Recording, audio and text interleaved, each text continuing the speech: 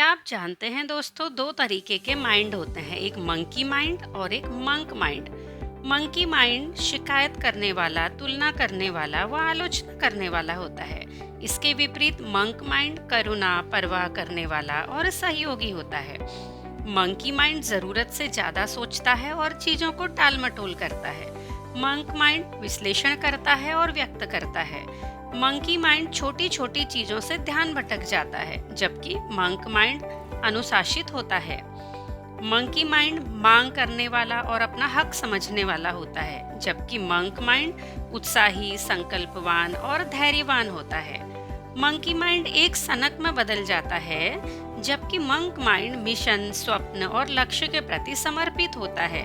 Monkey mind आत्म केंद्रित, जुनूनी, multitasking और कई काम एक साथ करने वाला होता है, जबकि मंक माइंड सेवा के लिए खुद की परवाह न करने वाला और एक काम पर केंद्रित होता है। इसीलिए थिंक लाइक अ मंक, एक सन्यासी की तरह सोचो। बट क्यों? हमारे सामने प्रश्न यह है कि हम एक सन्यासी की तरह क्यों सोचें? दोस्तों, अगर आप आज इनोवेशन सीखना चाहते हैं तो आप इलॉन मस्क का अनुसरण करेंगे। अगर आप पैसा कमाना सीखना चाहते हैं तो आप बिल गेट्स को ऑब्जर्व करेंगे, बिल गेट्स को फॉलो करेंगे। उसी प्रकार अगर आप शांत रहना सीखना चाहते हैं तो आप इसके एक्सपर्ट लोगों के पास ही जाएंगे, और इसके एक्सपर्ट लोग मंक ही होते हैं। हम सब जानते हैं कि मंक हमेशा खुश रहते हैं, शांत रहते हैं और कोई प्रॉब्लम आने पर, नेगेटिव चीज़ें या विचार आने पर उनको हैंडल करने में भी एक्सपर्ट होते हैं।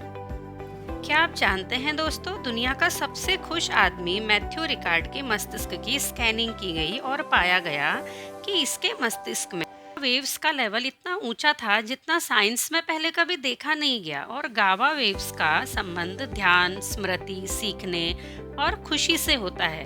और यह मैथ्यू रिकार्ड एक सन्यासी थे।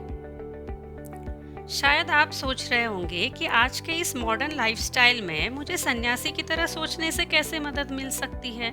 सबसे पहली बात, कोई भी सन्यासी के रूप में पैदा नहीं होता है, और मैथ्यू रिकार्ड भी सन्यासी बनने से पहले जीव वैज्ञानिक थे, बायोलॉजिस्ट थे। ऐसे ही और भी बहुत सारे मंक हैं जो पहले फाइनेंस एंड अदर फील्ड में काफ़ी काम कर चुके हैं। तो आइए दोस्तों, आज हम भी दुनिया के सबसे फेमस मंक, आज के युवा पीढ़ी के आदर्श, मोस्ट फेमस पर्सनालिटी जय शेट्टी से सीखते हैं कि एक मंक की तरह कैसे सोचा जाए। नमस्कार दोस्तों, मैं दीपा जोशी बोलती किताबें चैनल में आपका स्वागत करती हूँ। इससे पहले कि हम जय शेट्टी की किताब और उसकी इंटरेस्टिंग स्टोरी में, उनकी टीचिंग्स में खो जाएं, मैं आपसे रिक्वेस्ट करूंगी कि अगर आपने अभी तक बोलती किताबें चैनल को सब्सक्राइब नहीं किया है तो जल्दी से सब्सक्राइब पर क्लिक करके बेल बटन प्रेस कर दीजिए, ताकि आपको आपकी लाइफ के हर क्षेत्र की उपयोगी पुस्तकों की जानकारी के लिए बहुत ज़्यादा सर्चिंग करने में टाइम वेस्ट न करना पड़े और हमारे चैनल पर आपको वह मिल जाए। दोस्तों, think like a monk start करने से पहले मैं एक बात आपको बताना चाहती हूँ कि एक राइटर को एक बुक बनाने में सालों लग जाते हैं, और मुझे 5 से 6 दिन लगते हैं बुक को प्रॉपर रीड करने व इम्पोर्टेंट पॉइंट्स आप तक पहुँचाने के लिए। इसीलिए 10 मिनट में यह बुक समराइज करना बहुत मुश्किल हो जाता है। बट फिर भी ऐसे लोगों को ध्यान में रखते हुए मैं अपनी हर बुक की समरी को 2 पार्ट्स में रखती हूँ। इसीलिए आपको अगर बुक की लर्निंग 10 मिनट्स में चाहिए तो इसी चैनल में वह भी मौजूद है, आप वहां से उसको पढ़ सकते हैं। और बाकी लोग जो बुक को थोड़ा और डिटेल में जानने में इंटरेस्टेड है, चलिए हम लोग आगे बढ़ते हैं। जय शेट्टी मूलतः भारत के हैं, किंतु बचपन से ही वे अपने परिवार के साथ लंदन में रहते हैं। बचपन में मोटे होने के कारण फ्रेंड्स चिढ़ाते थे, तो ये धीरे धीरे अंतर्मुखी होते गए। बाद में धीरे धीरे इनको ड्रग्स का चस्का चढ़ गया। स्कूल से निकाले जाने तक की नौबत आ गई। एक बार इनके कॉलेज में गौरंग दास जी अपने व्याख्यान के लिए आए थे। उनके विचारों का जय पर इतना गहरा असर हुआ कि उन्होंने 3 साल भारत में सन्यासियों के साथ सन्यासियों की तरह बिताए। उसके बाद जय लंदन वापस लौटकर लोगों को यह सब शिक्षाएं अपनी ट्रेनिंग के माध्यम से अब दे रहे हैं। जय दुनिया के इस शाश्वत ज्ञान को सब लोगों तक पहुंचाने के मिशन पर हैं। आज वे दुनिया के number 1 health and wellness podcast on purpose के होस्ट हैं। आज जय शेट्टी को दुनिया के सबसे शक्तिशाली लोगों में शुमार किया जाता है। सोशल मीडिया पर उनके 38.5 मिलियन से ज़्यादा फॉलोअर्स हैं और उनके making wisdom go viral videos को 8 बिलियन बार देखा गया है। 2017 में फोर्ब्स मैगजीन ने उन्हें 30 से कम उम्र के दुनिया के 30 सबसे प्रभावशाली लोगों में नामांकित किया है और वे best health and wellness creator 2018 के लिए अवार्ड भी उन्होंने जीता है। दोस्तों, थिंक लाइक अ मंक जो ये बुक है जय शेट्टी की, इसमें उन्होंने 3 साल आश्रम में रहकर जो कुछ भी सीखा उस टीचिंग्स को उन्होंने एक बुक में समराइज करके हमारे सामने रखा है। इस पुस्तक को जय ने 3 पार्ट्स में डिवाइड किया है। पहला है मुक्त करें। मुक्त करें के भाग के अंदर जय ने 4 चैप्टर रखे हैं जिसमें जय हमें कुछ चीज़ों से मुक्त होने को बोलते हैं। जय कहते हैं हम इस यात्रा को उसी तरीके से शुरू करेंगे जैसे कोई सन्यासी करते हैं। मतलब सबसे पहले जो भटकाने वाली चीजें हैं, जो अवरोध हैं, उनको दूर करेंगे। फिर हम उन मूल्यों को, उन वैल्यूज को देखेंगे जो हमारे जीवन को आकार देते हैं और चिंतन मनन करेंगे कि क्या वो वैसे ही सामंजस्य में है जैसे हम बनना चाहते हैं या जीना चाहते हैं।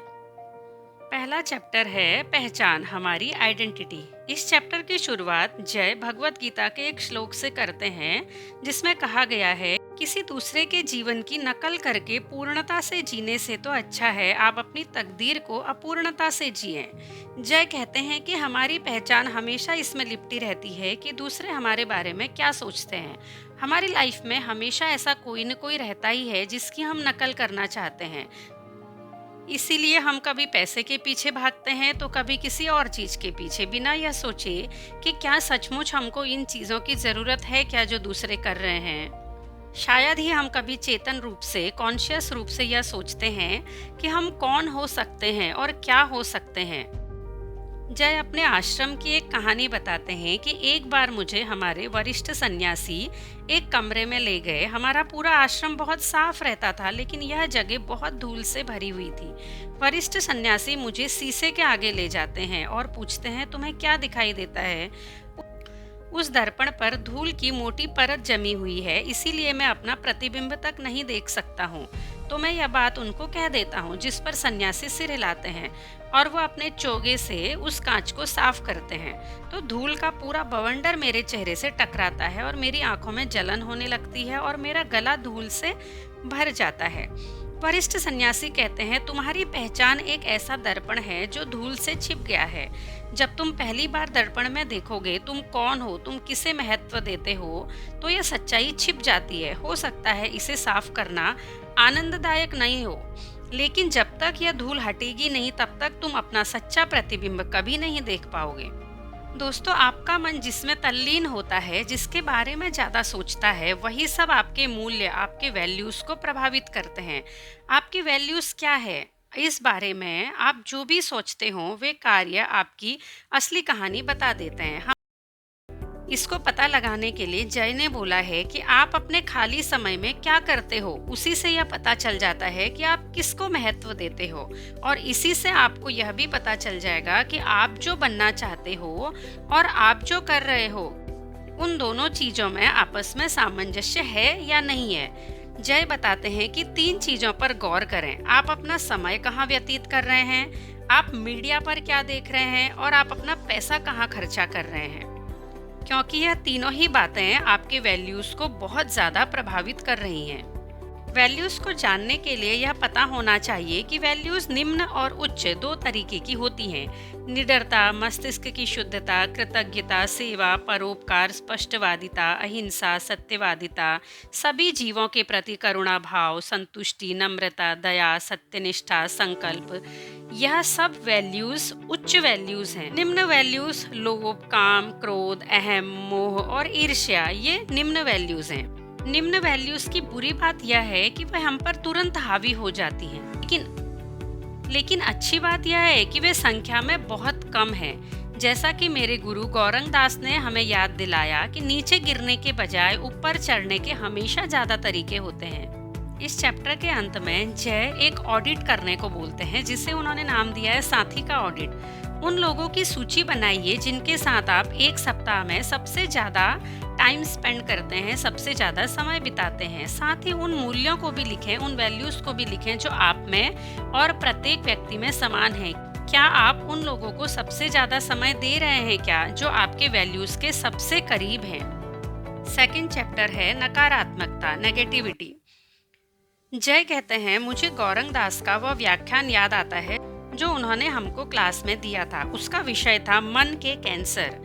तुलना करना, शिकायत करना, आलोचना करना। उस कक्षा में हमने नकारात्मक वैचारिक आदतों पर बात की थी, जिसमें गपशप करना भी शामिल था। आश्रम में हमने एक अभ्यास किया कि जब भी हमारे मन में या हमारी जुबान पर आलोचना आती थी तो हम उसकी संख्या लिख लेते थे और फिर आलोचना पर हमें उस व्यक्ति के बारे में 10 अच्छी बातें भी लिखनी होती थी। दोस्तों, जय सबसे पहले नकारात्मक लोगों के प्रकार बताते हैं और फिर उनसे दूर कैसे रहा जाए इसके उपाय भी बताते हैं। जय कहते हैं, नकारात्मक लोग शिकायत करने वाले होते हैं, अपनी समस्याओं का दोष दूसरों पर मढ़ने वाले होते हैं, आलोचक होते हैं, अपने से भिन्न राय रखने के लिए दूसरों की हमेशा आलोचना करते हैं, मांग करने वाले होते हैं, हमेशा दूसरों के साथ में प्रतिस्पर्धा करने वाले होते हैं और नियंत्रणकारी होते हैं। जय इन सब लोगों से हमको धीरे धीरे दूर होने को बोलते हैं, लेकिन अगर वह व्यक्ति आपके परिवार का कोई सदस्य है, मित्र है या सहकर्मी है तो उनसे आप तुरंत दूर नहीं हो सकते हैं। इसीलिए जय 25-75 का सिद्धांत बताते हैं कि आपके जीवन में अगर ऐसे कोई नकारात्मक व्यक्ति हैं कि जिनके साथ आपको रहना ही रहना है तो उनसे 3 गुना ज़्यादा प्रेरक लोग रखें और आप ऐसे नेगेटिव लोगों के साथ में जो भी समय बिताते हैं उस समय सीमा को पहले से ही निर्धारित कर लें। नकारात्मकता को दूर करने का सबसे अच्छा उपाय जय बताते हैं कि प्रतिस्पर्धा, कंपटीशन से दूर रहो, क्योंकि प्रतिस्पर्धा से ईर्ष्या उत्पन्न होती है। जब हम दूसरे को देखकर खुद कुछ कर रहे होते हैं या उसका मूल्यांकन कर रहे होते हैं तब हमें लगता है कि हम आगे बढ़ रहे हैं, लेकिन हकीकत में हम अटके हुए हैं। तुमने कल कितने फल बेचे, मैंने आज उससे ज़्यादा फल बेचे। इसका मतलब यह नहीं है कि आप बेहतर बन रहे हैं, इसका मतलब यह है कि आप अपने आसपास के लोगों की तुलना करके खुद को परिभाषित कर रहे हैं। इसको कम करने के लिए जय एक फॉर्मूला बताते हैं, पहचानो, आइडेंटिफाई करो, रुको और बदलो। उसके लिए आपको करना यह है कि आप 1 सप्ताह तक कितनी नकारात्मक टिप्पणियां कर रहे हैं उनकी पूरी एक सूची बनाएं और देखें कि क्या क्या आप इसमें से कम कर सकते हैं। एक बार जब आप अपनी नकारात्मकता की जड़ें पहचानना शुरू कर देते हैं तो आप संयम से इसकी शुरुआत करें। सबसे पहला संयम, भाषा का संयम। जब आप अपनी नेगेटिव बोलने के, अपने नेगेटिव वचनों को कम कर देते हैं और नहीं बोलते हैं तो आप पाएंगे कि बोलने के लिए कितनी कम चीजें हैं। इससे आपकी बहुत सी एनर्जी सेव हो जाती है। कोई भी मौन से प्रेम नहीं करता, लेकिन खुद को नेगेटिविटी से बचाने के लिए यह बहुत इंपॉर्टेंट है, क्योंकि दूसरे के आलस्य की आलोचना करने से आप मेहनती नहीं हो जाएंगे। थर्ड स्टेप, बदलें। सन्यासियों को ज़्यादा शांत माना जाता है। इसका कारण यह है कि उन्हें अपने शब्दों को सावधानी से चुनने का प्रशिक्षण दिया जाता है। जय कहते हैं, एक काम करके देखिए, 5 ऐसे लोगों की सूची बनाइए जिनसे आप प्रतिस्पर्धा करते हैं, उनसे आप ईर्ष्या महसूस करने के कारण लिखें। ऐसी कोई चीज जिसमें वे आपसे बेहतर हैं। क्या उनकी इस बेहतर होने की उपलब्धि से आपको कुछ नुकसान है? अगर नहीं तो इसे बदलें, क्योंकि यह प्रतिस्पर्धा, यह ईर्ष्या आपके लिए बहुत हानिकारक है। नकारात्मकता को दूर करने के लिए जय अगला कदम बताते हैं, क्षमा। जब आप प्रतिशोध से ऊपर उठते हैं तभी आप क्षमा की प्रक्रिया शुरू कर सकते हैं। क्षमा करने के लिए जय ने अलग अलग स्तर को बताया है। पहला, शून्य लेवल। मैं उस व्यक्ति को कभी क्षमा नहीं करने वाला। मैं उसे नुकसान नहीं पहुंचाना चाहता, लेकिन मैं उसे क्षमा भी नहीं करने वाला। जय बोलते हैं, इस लेवल में अभी तक आप क्रोध में अटके हुए हैं और यह कोई समाधान है ही नहीं। अगला लेवल, शर्त के साथ क्षमा करना। अगर वह माफी मांगता है और वादा करता है कि वह फिर कभी ऐसा नहीं करेगा तो मैं क्षमा कर दूंगा, किंतु यह भी पूरा समाधान नहीं है आपके लिए, क्योंकि आप अगले के एक्शन पर डिपेंड है। मैं चाहता हूँ आप थोड़ा सा और ऊपर उठें और कायाकल्पकारी क्षमा करें। इसमें हम किसी के भी माफी मांगने या वादे की उम्मीद नहीं रखते हैं, सीधे क्षमा कर देते हैं। तो इससे न केवल आपको शक्ति मिलती है, शांति मिलती है, बल्कि वह व्यक्ति भी आपके दिलो दिमाग में नहीं रहता है। जय कहते हैं, मैं आपको सुझाव नहीं दे रहा हूँ कि आप इस तरह क्षमा करें, मैं बस यह चाहता हूँ कि आप इस लेवल तक पहुँचें। इस अध्याय के अंत में जय कहते हैं, आप किसी दूसरे पर जितना कम समय ध्यान केंद्रित करेंगे, खुद पर ध्यान केंद्रित करने के लिए आपके पास उतना ही ज्यादा समय रहेगा। दूसरा अध्याय है डर। हमारे पास संसार को देने के लिए बहुत कुछ होता है, लेकिन डर और चिंता हमें अपनी योग्यताओं से अलग कर देती हैं। ऐसा इसीलिए होता है क्योंकि बड़े होते समय हमें प्रत्यक्ष या अप्रत्यक्ष रूप से यह सिखाया गया है कि डर नकारात्मक होता है। हमारे माता पिता भी कहते थे डरो मत, हमारे दोस्त चिढ़ाते थे डरपोक कहीं का। और इन सब चीजों से हमें लगने लगा कि डर एक ऐसी शर्मनाक या अपमानजनक प्रतिक्रिया है जिसे नजरअंदाज करना या छिपाना ही सही माना जाता है। लेकिन दोस्तों, डर कोई बुरा नहीं है, डर सिर्फ एक चेतावनी है। कई बार डर हमें असली खतरे से बचने की अति महत्वपूर्ण चेतावनी देता है, लेकिन ज्यादातर हम जिसे महसूस करते हैं वह पैसे, नौकरी और संबंधों के बारे में रोजमर्रा की चिंताओं संबंधित डर होता है, तनाव होता है। लेकिन डर हमारी असली समस्या नहीं है। हमारी असली समस्या तो यह है कि हम गलत चीजों से डरते हैं। हमें दरअसल इस बात से डरना चाहिए कि हम अवसरों को चूक जाएंगे, वह अवसर जो डर हमें दे सकता था। अगर हम दबाव और इसके साथ प्रायः आने वाले डर को नकारात्मक मानना छोड़ देंगे और इसके बजाय इसमें छिपे हुए संभावित लाभ देखना शुरू कर देंगे, तो डर के बारे में हमारी पूरी धारणा ही चेंज हो जाएगी। जब आप डर और मुश्किलों से निपटते हैं तो आपको एहसास होता है कि आप डर और मुश्किलों से निपटने में सक्षम हैं। इससे आपको एक नया दृष्टिकोण मिल जाता है और आपके अंदर एक आत्मविश्वास भी आ जाता है कि जब कोई बुरी चीजें होंगी तो आप उनसे निपटने के तरीके खोज लेंगे। जय बोलते हैं कि आप जिस भी चीज से डरते हैं एक बार उसके डीप लेवल तक जाइए। जैसे कि वह अपने लाइफ का एक एग्जाम्पल हमारे साथ शेयर करते हैं। जब भी मैं अपनी परीक्षाओं के बारे में चिंतित होता था, जब मैं अपने माता पिता के बारे में चिंतित होता था, या अपने स्कूल में अपने प्रदर्शन को लेकर चिंतित होता था, या मुश्किल में फंसने के बारे में चिंतित होता था, तो डर हमेशा मुझे मूल एक ही चिंता की ओर लेके जाता था। दूसरे मुझे किस प्रकार देखेंगे, वे मेरे बारे में क्या सोचेंगे। तो मेरा मूल डर मेरे निर्णय लेने की प्रक्रिया को प्रभावित करता है। इस जागरूकता से मुझे बहुत लाभ हुआ और अब जब भी मैं निर्णय लेता हूँ तो मैं इस जागरूकता की वजह से खुद को एक सवाल पूछता हूँ, क्या यह निर्णय मैं इसीलिए ले रहा हूँ कि लोग मुझे किस तरह देखेंगे। इसीलिए दोस्तों, अगली बार जब कभी आप कोई निर्णय लेने में डर रहे हैं या कंफ्यूज हो रहे हैं तो एक सवाल खुद को जरूर पूछिए कि क्या मैं यह निर्णय लेने में इसीलिए टाल मटोल कर रहा हूँ कि लोग क्या सोचेंगे। डर को और थोड़ा डीप में समझाने के लिए जय बताते हैं कि हमको हमारे आश्रम में 2 प्रकार के डरों के बारे में बताया था। पहला उपयोगी डर और दूसरा हानिकारक डर। उपयोगी डर जैसे आप खान पान के मामले में अपनी सेहत को लेके डरते हैं, अपने एग्ज़ाम से डरते हैं, तो ये सब उपयोगी डर हैं क्योंकि एग्ज़ाम का डर आपको पढ़ाई करने के लिए प्रोत्साहित करता है, सेहत का डर आपको अच्छे खान पान के लिए प्रभावित करता है। लेकिन अगर आपके मन में आपके अपने लोगों के मरने का डर आ रहा है तो यह डर एक हानिकारक डर है क्योंकि हम इस मामले की सच्चाई को बदल नहीं सकते हैं, लेकिन हम हानिकारक डरों को उपयोगी डरों में बदल सकते हैं। मतलब कि आप अगर उनकी मौत को नहीं रोक सकते हैं, लेकिन एटलीस्ट उनके साथ ज़्यादा समय बिताना शुरू कर सकते हैं।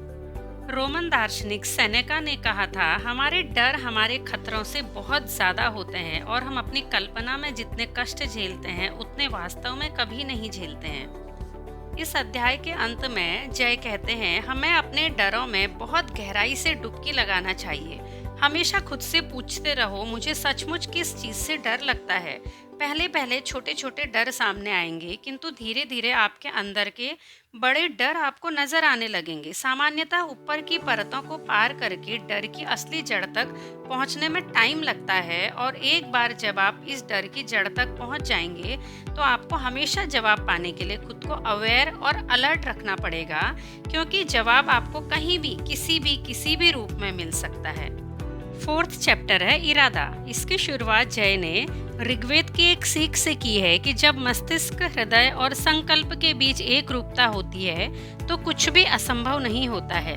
जय बताते हैं कि आश्रम में एक बार जब हम टहल रहे थे तो टहलने के दौरान वरिष्ठ सन्यासी कुछ सन्यासियों की उपलब्धियों का जिक्र करते हैं हम जिनके पास से गुजर रहे थे। वे हमको इशारा करके उस एक व्यक्ति की ओर संकेत करते हैं जो लगातार 8 घंटे तक ध्यान लगा सकता है।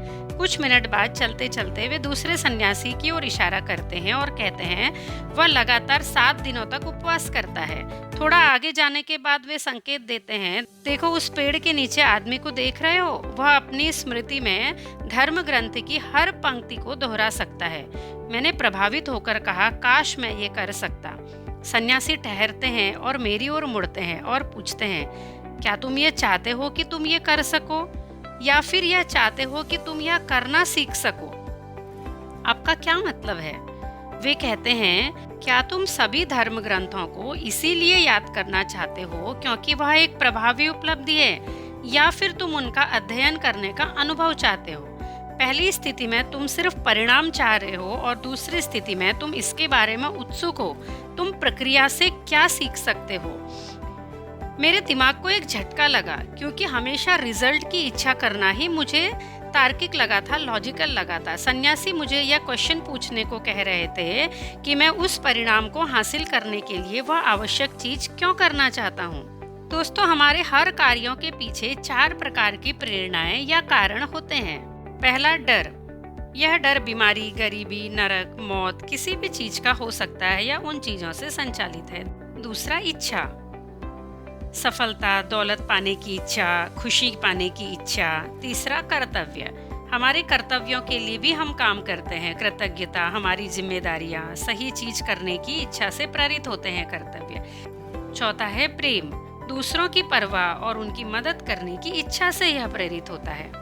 यही 4 प्रेरणाएं हमारे हर काम, हमारी हर क्रिया को संचालित करती हैं। फॉर एग्जाम्पल, अगर हम कोई भी ऑप्शन चूज कर रहे हैं क्योंकि हम अपनी नौकरी खोने से डरते हैं, हम अपने मित्रों की प्रशंसा जीतना चाहते हैं, हम अपने माता पिताओं की अपेक्षाएं पूरी करना चाहते हैं, या बेहतर जीवन जीने में दूसरों की मदद करना चाहते हैं। आप यह चारों चीजों को समझकर एक बार यह डिसाइड कर लीजिए कि आपके काम करने के जो भी रीजन है वो इन चारों में से क्यों है। जीवन में सुरक्षा पाने का डर आपको प्रेरित करता है तो आप अपनी मनचाही चीज को चुनते हैं, जैसे प्रमोशन, संबंध, मकान खरीदना इत्यादि। लेकिन डर हमेशा टेम्परेरी ही रहता है। हम लंबे समय तक सिर्फ डर में रहकर काम नहीं कर सकते हैं, या तो हम अपनी सर्वश्रेष्ठ योग्यताओं के अनुरूप काम नहीं कर सकते हैं। दूसरी प्रेरणा है इच्छा या सफलता। हम बहुत ज़्यादा सफलता के लिए और पैसे कमाने के लिए काम करते हैं क्योंकि हमको लगता है कि इससे हमें वो सब चीज़ें मिल जाएंगी जिससे हमको खुशी मिलेगी, या हम अपनी मनपसंद लग्जरियस लाइफ जी सकेंगे। लेकिन दोस्तों, हम बहुत सारे दौलतमंद या मशहूर लोगों को देखते हैं जिनके पास वह सब कुछ है, लेकिन उनके कभी संबंध खराब रहते हैं या तो वो डिप्रेशन के शिकार रहते हैं। इससे एक बात तो स्पष्ट है कि सिर्फ सफलता से खुशी नहीं मिल सकती है।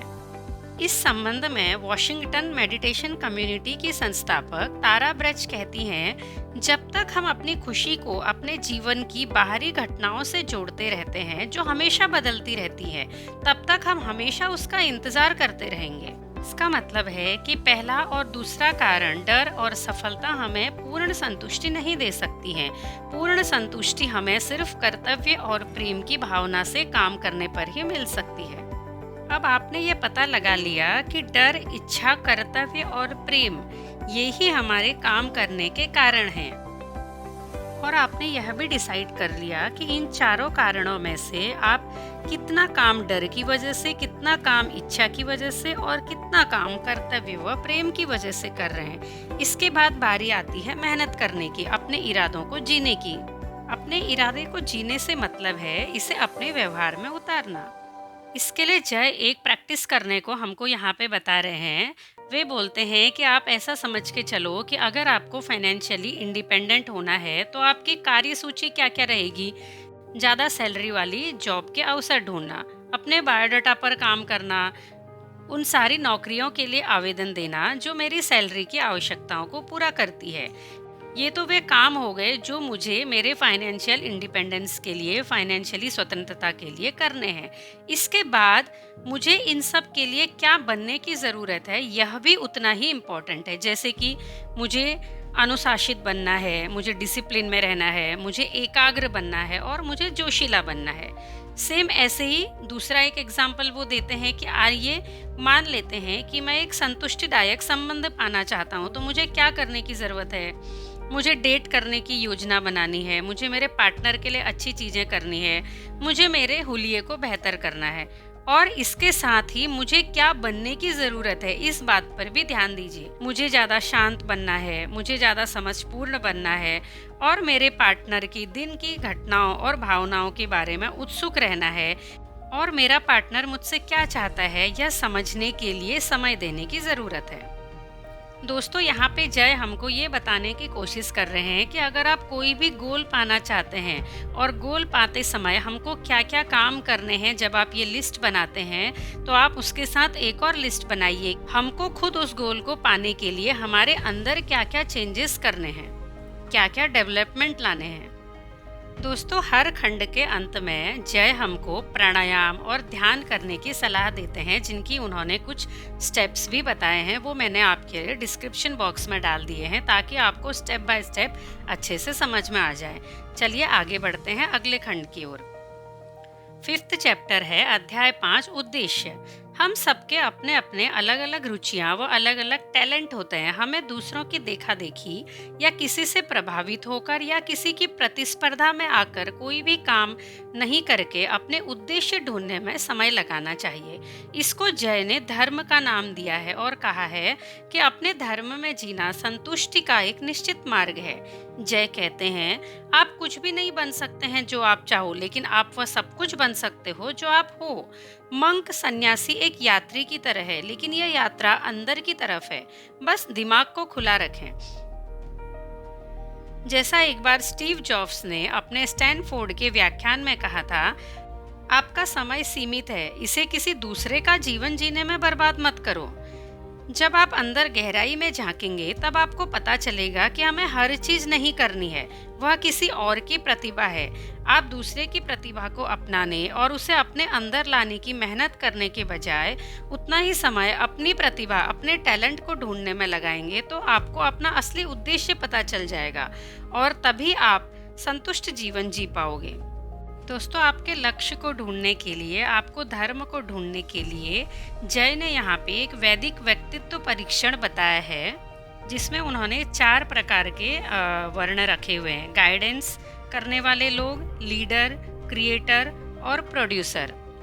आप इन चारों में से क्या हैं? उन चारों को पाने के लिए आप में क्या क्या योग्यताएं होनी चाहिए, क्या क्या काम आपको करने हैं, उसमें क्या क्या गलतियां, क्या क्या अज्ञान की अवस्थाएं हैं, क्या क्या चीज़ों से आप प्रभावित हो सकते हैं और कौन कौन से चीज़ों में आप उस फील्ड में सेवा भाव रख सकते हैं, सेवा कर सकते हैं। इसको जय ने बहुत ज़्यादा डिटेल में बताया है। तो दोस्तों, यहाँ पर रखने पर वीडियो काफ़ी लंबा हो जाएगा, इसीलिए मैंने वो पूरी डिटेल डिस्क्रिप्शन बॉक्स में दे दी है ताकि आप डिटेल में उसको पढ़ सकें। चैप्टर के अंत में जय कहते हैं, अपने उद्देश्य को जानना और इसे पूरा करना ज़्यादा आसान और ज़्यादा फलदायक तब होता है जब आप हर दिन अपने समय और ऊर्जा का बुद्धिमत्ता से इस्तेमाल करेंगे।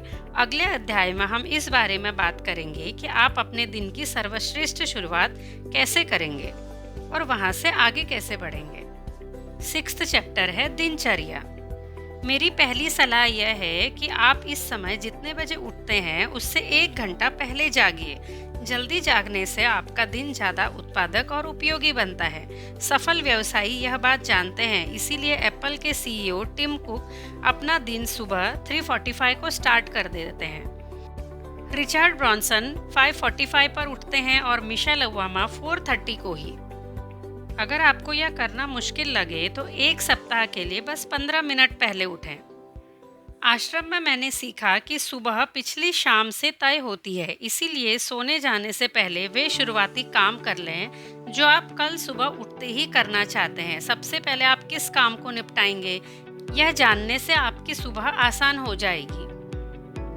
अंत में इस बात पर विचार करें कि सोने जाने से पहले आपके आखिरी विचार क्या होंगे। मैं हर रात को खुद से कहता हूँ, मैं तनाव रहित हूँ, मैं ऊर्जावान हूँ, मैं एकाग्र हूँ, मैं शांत हूँ, मैं उत्साही हूँ और मैं उपयोगी हूँ।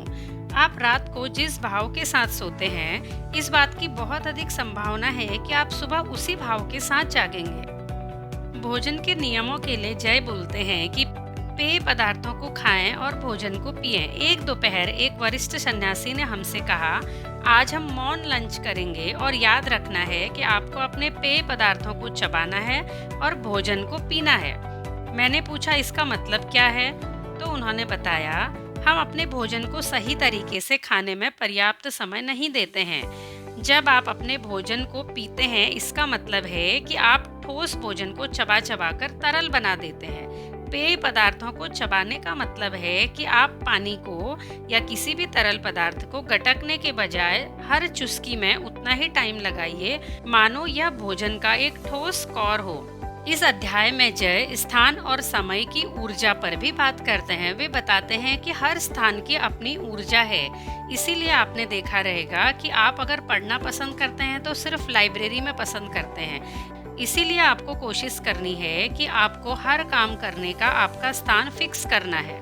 आप अपने बेडरूम में मूवीज वगैरह देख के मत सोइए, इसके लिए आप अपने हॉल का ही जगह फिक्स कीजिए, क्योंकि वही ऊर्जाएं हम अपने बेडरूम में भी लेकर आते हैं। आपका स्थान और आपकी इंद्रियां एक दूसरे से बातचीत करती हैं, इसीलिए ध्वनियों को, म्यूजिक को, अच्छे आवाज़ों को आपके जीवन में लाने की योजना बनाइए। ऐसे गीत से दिन की शुरुआत करें जिसे सुनकर आपको खुशी मिलती है।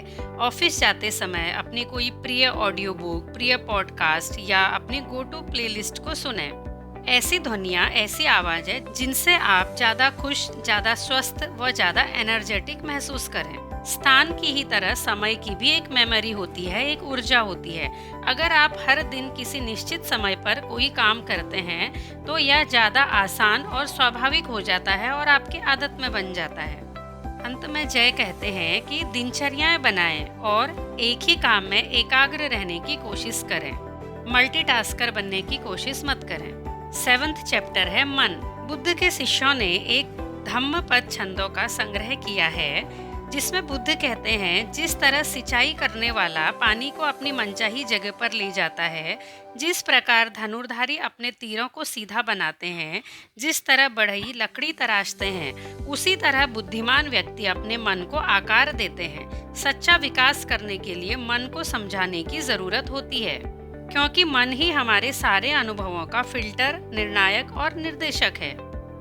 यह जानना मुश्किल हो सकता है कि अपने बंदर मन को क्या बताएं जब यह अतीत पर केंद्रित हो या भविष्य की कल्पना कर रहा हो। तो जय इस बारे में कहते हैं कि उस समय खुद से वर्तमान पल के बारे में यह सवाल करें, इस पल में क्या कमी है, आज के बारे में क्या अप्रिय है, मैं क्या इसे बदलना चाहता हूँ। जय अपना अनुभव बताते हैं कि मन को कंट्रोल में करने के लिए सन्यासी जीवन में उनको मौन का अभ्यास कराया जाता था। अपने मन को कंट्रोल करने के लिए जय ने बोला है कि कुछ साधन आप जिसे आजमा सकते हैं, जैसे कि अपने टीवी या फ़ोन को छोड़ना, मिठाई या शराब को छोड़ना, शारीरिक चुनौती लेना, गपशप या आलोचना को छोड़ना, शिकायत करना छोड़ना, तुलना करना छोड़ना। इन सब चीज़ों को थोड़ा थोड़ा छोड़कर आप धीरे धीरे अपने मन पर कंट्रोल पा सकते हैं। जब हम कोई परिवर्तन करते हैं तो शुरुआत में मन बगावत कर सकता है। तो इसके लिए मैं क्या करता हूँ, यदि मैं कम शक्कर खाना स्टार्ट करना चाहता हूँ तो शक्कर को मैं कैंसर से जोड़ देता हूँ, जिससे मेरी बुद्धि मजबूत हो जाती है। नेक्स्ट चैप्टर है चैप्टर नंबर 8, अहम। ईगो। अनियंत्रित अहम हमें नुकसान पहुंचाता है। खुद को सबसे महान और सबसे चतुर दिखाने की चाह में हम अपने सच्चे स्वभाव को ही छुपा लेते हैं। असुरक्षाओं, इनसिक्योरिटीज की वजह से हम खुद को और दूसरों को यह विश्वास दिलाना चाहते हैं कि हम खास हैं। इसीलिए हम अपना एक झूठा संस्करण गढ़ लेते हैं ताकि हमें ज़्यादा ज्ञानी, ज़्यादा योग्य और हम ज़्यादा आत्मविश्वासी दिखें, और इस ईगो को हम दूसरे के सामने पेश करते हैं। आप में और आपके पर्सोना यानी छवि के फर्क को समझने के लिए यह विचार करें कि जब आप अकेले होते हैं तब आप कौन सा विकल्प चूज करते हैं। जब आपकी आलोचना करने के लिए आपके आसपास कोई नहीं होता है और जब आप किसी को प्रभावित करने की कोई कोशिश नहीं कर रहे होते हैं, तब आप क्या कर रहे हैं? आप ध्यान करने की कोशिश कर रहे हैं या मूवी देखते हैं? केवल आप ही जानते हैं कि आप सलाद खाते हैं या कुछ चटपटा खाते हैं। जब आपको किसी को प्रभावित नहीं करना होता है या किसी से कोई मतलब नहीं निकालना होता है, यह इस बात की झलक दिखा देता है कि आप सचमुच कौन हैं। कई बार यह ईगो दूसरे को प्रभावित करने की इतनी बड़ी कोशिश करता है कि यह खुद को ऊंचा व श्रेष्ठ दिखाने से भी ज्यादा करता है कि यह हमको झूठ बोलने के लिए प्रेरित करने लगता है। हमारे इस ईगो को हासिल करने के लिए खुद की और दूसरे लोगों की शारीरिक विशेषताएं, शिक्षा, नेटवर्थ, जाति, धर्म, अपनी कारों, अपनी पोशाकों के आधार पर हम श्रेणी बना लेते हैं। हम दूसरे को नीचा दिखाने वाली आलोचना करने के असंख्य तरीके खोज लेते हैं, सिर्फ इसीलिए कि वे हमसे अलग हैं। कई मामलों में ऐसा होता है कि हम खुद में जो कमियां देखते हैं, उनसे दूसरों का या अपना ध्यान हटाने के लिए हम उनकी आलोचना करने लगते हैं। दूसरों की आलोचना करने से पहले एक पल ठहरिए और पूछिए, क्या मैं खुद की असुरक्षा के लिए, खुद की इनसिक्योरिटी से खुद को या दूसरों को भटकाने के लिए ये दोष निकाल रहा हूँ? जय बताते हैं कि आइए देखिए कि यह ईगो आपके विकास में कैसे बाधा है। जब आप लोगों के समूह में बैठते हैं और किसी की बात के पूरी होने का इंतजार करते हैं ताकि आप अपनी बेहतरीन कहानी सुना सकें या अपनी वाक्पटुता से अपनी शो ऑफ करने वाली, दिखाने वाली टिप्पणी कर सकें, तो आप दरअसल कही गई बात को सुन या समझ ही नहीं रहे हैं। आपका ईगो इतना उछल रहा है यह दिखाने के लिए आप तैयार बैठे हैं कि आप कितने चतुर और कितने रोचक हैं। हम सब कुछ जानते हैं।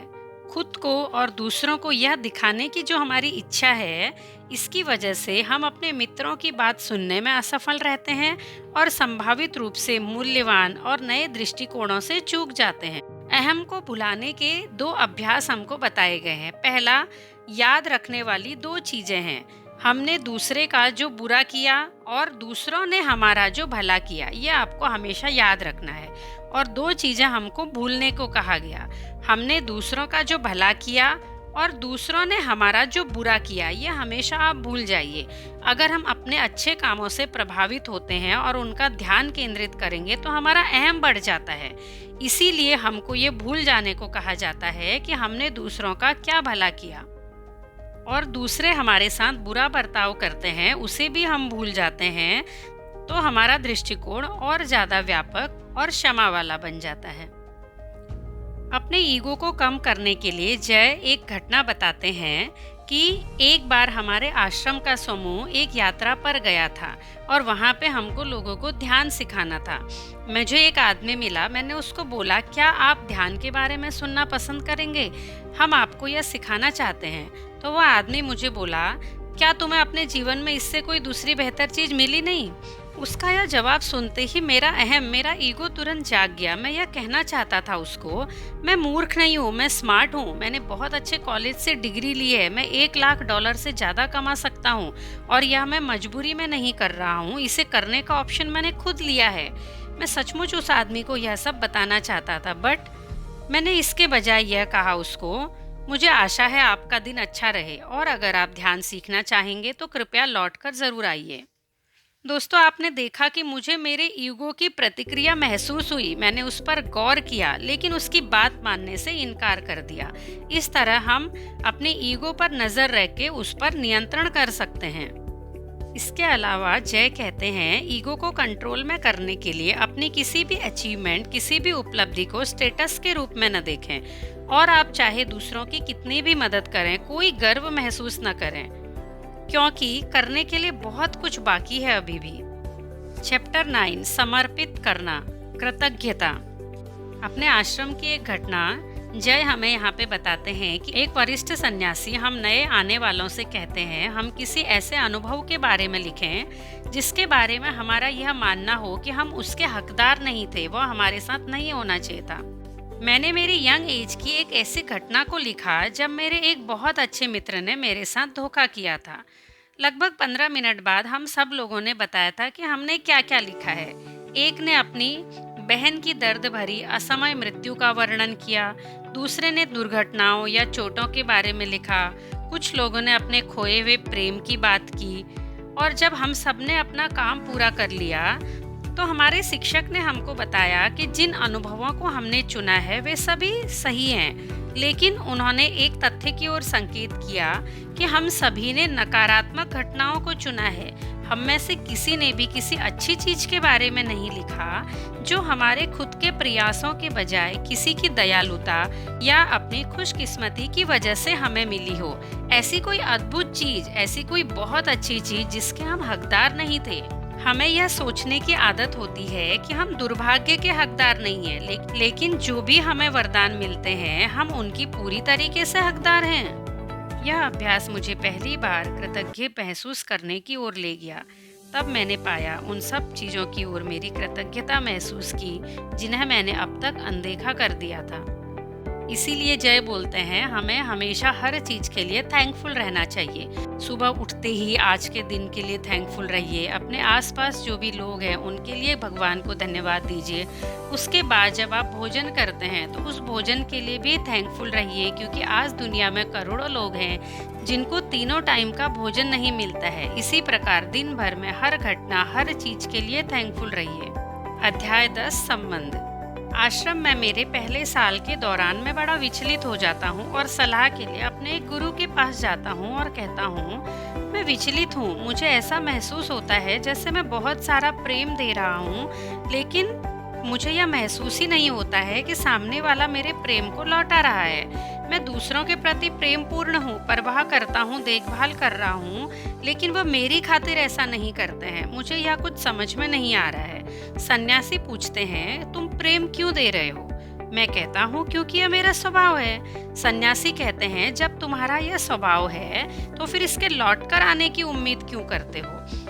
और इसके अलावा गौर से सुनो, जब भी तुम किसी तरह की कोई ऊर्जा बाहर भेजते हो, चाहे वो प्रेम हो, नफरत हो, क्रोध हो या दयालुता हो, तो यह तुम्हें वापस जरूर मिलेगी, एक तरह से या दूसरी तरह से। प्रेम एक चक्र की तरह होता है। जो भी प्रेम तुम बाहर भेजते हो यह हमेशा तुम्हारी ओर लौटेगा। प्रॉब्लम तुम्हारी एक्सपेक्टेशंस में है। तुम यह मानते हो कि जो प्रेम तुम्हें मिलता है वह उसी व्यक्ति से मिलना चाहिए जिसे तुमने प्रेम दिया था, लेकिन हमेशा यह उस व्यक्ति के माध्यम से नहीं लौटता है। इस तरह ऐसे कई लोग हैं जो तुमसे प्रेम करते हैं, लेकिन जिन्हें तुम बदले में उतना प्रेम नहीं लौटा पाते हो। उस समय मुझे मेरी माँ की याद आई, जो मेरा एक फोन सुनने के लिए अपना सब कुछ काम छोड़ देती थी। मुझे यह एहसास हुआ कि जब मेरे कोई मैसेज का जवाब नहीं देता था तो मैं कितना परेशान हो जाता था, और जब मैं किसी और के मैसेज का इंतजार कर रहा था उस वक्त मेरी माँ बैठकर शायद यह सोच रही होगी कि काश मेरा बेटा मुझे फोन करता। मेरे गुरु के प्रेम के इस दायरे के वर्णन ने मेरा जीवन ही बदल दिया। कृतज्ञता, ग्रेटिट्यूड की कमी की वजह से ही हमको यह महसूस होता है कि लोग हमसे प्रेम नहीं करते हैं।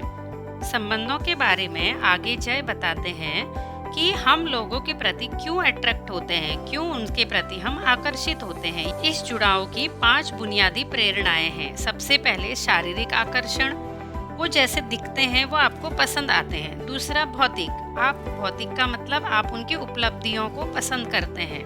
तीसरा बौद्धिक, आपको उनके सोचने का तरीका, उनकी बातचीत, उनके विचारों से आप प्रेरित होते हैं। चौथा भावनात्मक, आप उनसे अच्छी तरह जुड़ते हैं, जो आपकी भावनाएं समझते हैं और आपकी खुशी की अनुभूति को बढ़ाते हैं। पांचवा आध्यात्मिक, उनमें भी आपके जैसे ही गहरे लक्ष्य और वैल्यूज हैं। अगर आप ऊपर के 3 गुणों के कारण किसी से तालमेल बढ़ा रहे हैं या संबंध बढ़ा रहे हैं, तो ये गुण आपको दीर्घकालीन और मजबूत संबंध नहीं बढ़ा सकते हैं। अंतिम दोनों, भावनात्मक व आध्यात्मिक, ज्यादा गहरे और स्थायी जुड़ाव की ओर संकेत करते हैं। जय बोलते हैं, अच्छे संबंधों के लिए आपके जीवन के जो भी महत्वपूर्ण लोग हैं, आप उनको ये बताइए कि आप प्रेम में कैसे और क्या पाना चाहते हैं। जब हम लोगों को यह नहीं बताते हैं कि हम क्या चाहते हैं, तो हम उनसे अपने दिमाग को पढ़ने की अपेक्षा रखते हैं और अक्सर ऐसा न कर पाने के कारण उनकी आलोचना करते हैं। प्रेम संबंधों को जीवित रखने के लिए जय कहते हैं कि अपने प्रेम संबंधों में कुछ न कुछ नया करते रहें और साथ साथ समय बिताने के भी नए नए तरीके ढूंढें। मिलकर सेवा कर सकते हैं, मिलकर आप ध्यान और जप कर सकते हैं और अंत में आप दोनों मिलकर यह पिक्चर देखें कि आप दोनों इस संबंध से क्या चाहते हैं। जब आप इस बारे में जागरूक होते हैं कि एक दूसरे के लिए क्या महत्वपूर्ण है, तो आप इन संबंधों को लंबे समय तक खुशी खुशी जी सकते हैं। और अगर किसी भी कारण से हमको हमारा कोई भी संबंध, कोई भी प्रेम संबंध छोड़ना पड़ता है, तो उसके बाद जो स्थिति होती है, जो पेन भरी सिचुएशन आप फेस करते हैं, उस दर्द से उबरने के लिए मैं जिन रणनीतियों की आपको सलाह देता हूँ, वह अपने सन्यासी विचारों से सीधे बधी हुई है, जो हमें शांति और उद्देश्य तक का रास्ता खोजने का तरीका बताती हैं। चाहे हमारे मन में कोई भी विचार हो, हम उससे दूर नहीं भागते हैं, हम खुद उसका आकलन करेंगे और परिवर्तन करने की एक जगह देते हैं। खोजो, रुको और बदलो। हर भावना को महसूस करो। दिल के दर्द से अपना ध्यान भटकाना संभव है, लेकिन यह समाधान सिर्फ अल्पकालीन होता है। अगर आप अपना ध्यान, अपनी भावनाएं भटकाते हैं, तो आप दूसरे तरीकों से कष्ट उठाएंगे। यह संबंध कितना आदर्श था, कितना अच्छा हो सकता था, हमारे हिसाब से यह कैसा होने जा रहा था, या कितना रोमांटिक था, यह सब सोचने की बजाय वास्तविकता पर, आज पर अपना ध्यान केंद्रित करें। अपनी भावनाओं को तब तक टटोलें जब तक आप दर्द की जड़ तक न पहुंच पाएं। स्थिति से सीखें।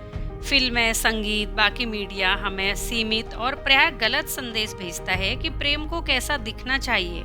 ब्रेकअप की वास्तविकता का इस्तेमाल करके यथार्थवादी अपेक्षाएं तय करें। जो एक्चुअल में आपकी एक्सपेक्टेशंस है, वो तय करें कि आप किस चीज़ के हकदार हैं और आपको किसी नए संबंध से क्या ज़रूरत है। याद रखें कि आपकी ज़रूरत उस व्यक्ति से पूरी तरीके से अलग हो सकती है जिसके साथ आपका ब्रेकअप हुआ है, या अगले व्यक्ति से भी अलग हो सकती है जो आपके जीवन में आने वाला है। आपकी सबसे बड़ी अपेक्षा क्या थी जो पूरी नहीं हुई? आपके लिए क्या इम्पोर्टेंट था? उस संबंध में क्या अच्छा था, क्या बुरा था? इसके खत्म होने में आपकी भूमिका क्या थी? यहाँ पर अपने दर्द की पड़ताल करने के बजाय आप संबंध की कार्यप्रणाली की जांच पड़ताल करना चाहते हैं, ताकि आप यह अच्छे से पहचान सकें कि आप अपने अगले संबंध में क्या चाहते हैं और आपको खुद से किस चीज पर काम करने की जरूरत है। लेकिन अपने मूल्य में विश्वास को न खोएं। ब्रेकअप के पल में आप खुद को कम आंक सकते हैं, लेकिन आपका मूल्य, आपका महत्व किसी दूसरे व्यक्ति की भरपूर कद्र या प्रेम पर निर्भर नहीं है।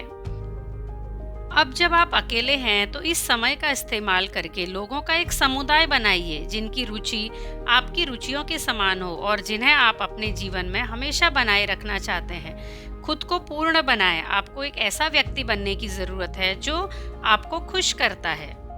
आपने संबंधों के कारण बहुत सारी चीज़ें खुद की भी खो दी हैं, तो ब्रेकअप के बाद खुद को दोबारा खोजें। अंतिम अध्याय, सेवा। मेरे कॉलेज में अपने व्याख्यान में गौरंग दास ने मुझे प्रेरित किया था जब उन्होंने कहा, ऐसे पेड़ लगाएं जिनकी छाया के नीचे तुम बैठने की योजना न बना रहे हो। उस वाक्य ने मुझे मोहित कर दिया और एक नई दिशा में चलने के लिए प्रेरित किया जिसकी मैंने कभी कल्पना भी नहीं की थी। जय बोलते हैं, हमने अभी तक इस बारे में बात की कि बाहरी शोर, डर, ईर्ष्या, झूठे लक्ष्यों के प्रभावों को कैसे छोड़ना है। हमने यह भी जांच पड़ताल की कि अपने मन, अपने ईगो और अपने धर्म में जीने के लिए किस तरीके से, कैसी आदतों का हमको विकास करना है। हम सब यह संतुष्टिदायक और अर्थपूर्ण जीवन जीने के लक्ष्य की खातिर कर रहे हैं। लेकिन मेरे लिए जो इन सब में सबसे महत्वपूर्ण रहा, वह है जो अब मैं आपको बताने जा रहा हूँ, वह है सर्वोच्च उद्देश्य सेवा में जीवन को लगा देना। सेवा हमें लोगों से जोड़ती है, सेवा से कृतज्ञता बढ़ती है, करुणा बढ़ती है और जीवन को सच्चे अर्थ मिलते हैं। सेवा करने के लिए आदर्श समय का इंतजार न करें। देने के लिए आपके पास किसी भी चीज का होना बिल्कुल भी जरूरी नहीं है। संसार में रहकर भी हम एक सन्यासी के जीवन का सेवा भाव का उद्देश्य जी सकते हैं। सेवा करने के लिए अनगिनत अवसर आपके चारों ओर भरे पड़े हैं। आपको बस ये डिसाइड करना है कि आप क्या करना चाहते हैं। हर काम में, हर घटना में, हर जगह यह देखिए कि कौन सा सेवा का काम आप सचमुच अपनी भावनाओं के साथ और सच्चे दिल के साथ करना चाहते हैं। अंत में जय कहते हैं, ऐसा नहीं है कि एक बार जब आप में सन्यासी की मानसिकता आ जाती है, तो आप हर चीज को समझ लेते हैं। इसके बजाय सन्यासी मानसिकता खुद को हमेशा विद्यार्थी बनाए रखते हैं। सन्यासी मानसिकता को बनाए रखने के लिए स्व जागरूकता, अनुशासन, मेहनत, एकाग्रता, सतत अभ्यास की हमेशा जरूरत होती है।